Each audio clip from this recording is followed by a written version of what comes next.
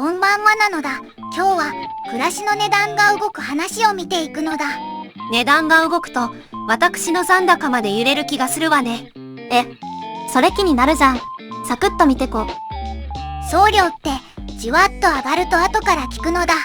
小さい差でも何回もあると無視できないわよ。部活の荷物とかまとめて送ると特に見えるやつじゃん。留学は10月から平均でおよそ 10% 上がるのだ。3年ぶりの見直しね。物流費や人件費が上がったなら逃げにくい話よ。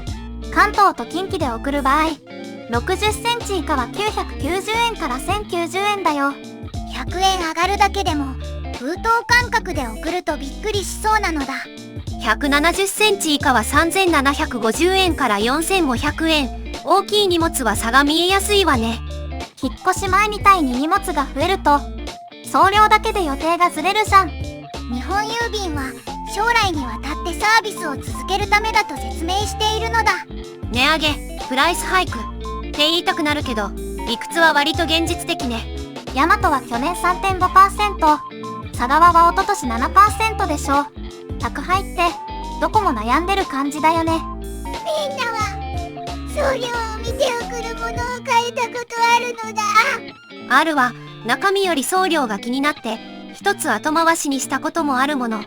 それかなりわかるじゃん。送る前にサイズを見るだけで救えるよ。次はお米の値段のニュースなのだ。毎週数字が出るの、なんかテスト結果みたいで落ち着かないじゃん。家計に直撃するから見ちゃうのよね。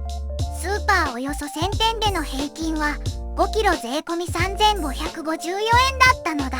前の週より36円下がって2週ぶりの値下がりね。36円って小さく見えるけど、積み上がると印象変わるよね。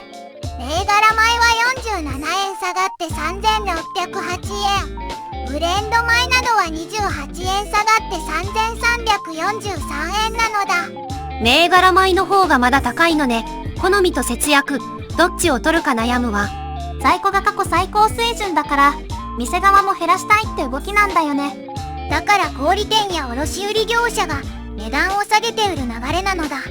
在庫が多いと置き場も気になるもので、売り切る方が回りやすいわ。これってもうしばらく下がるのか気になるじゃん。在庫の動きが続けばまだ揺れそうだけど、次の週の数字を見たいわね。お米は毎日のことだから数十円でも気になるのだ。ちょっと下がるだけでも助かるよね。次は公的年金の積立金の話に行くのだ。将来のお金の話ってなんか急に現実来るじゃん。しかも年金は今の暮らしにも将来にも関わるから軽く見られないわ。去年の運用は黒字で6年連続だったのだ。連続でプラスなのはちょっとホッとするわね。株価の上昇と円安が効いた感じだよね。国内株式と外国株式が特に収益を押し上げたのだ。反対に国内債券は金利上昇の影響で赤字だったのね。同じお金でも置き場所で動き方が違うんだ。そこ面白いじゃん。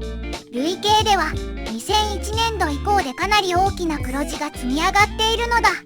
短期で好調でもずっと続くとは限らないから、そこは冷静に見るべきね。年金のお金って今良ければ終わりじゃないよね。内田理事長も長期で収益を確保するのを目指すって話していたわ。景気がいい時ほど長く持つ仕組みが大事なのだ。こういうの家計でも今月だけで見ない方がいいよね。ここで豆知識なのだ。物流って荷物を運ぶだけじゃないのだ。それは知らなかったわね。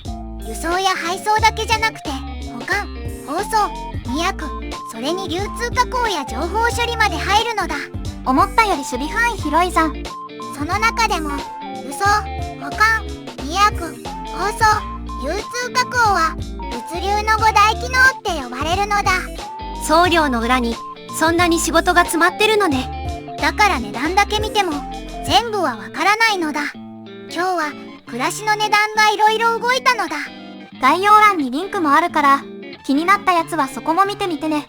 気分が乗ったら高評価も置いていきなさいよ。また見てねなのだ。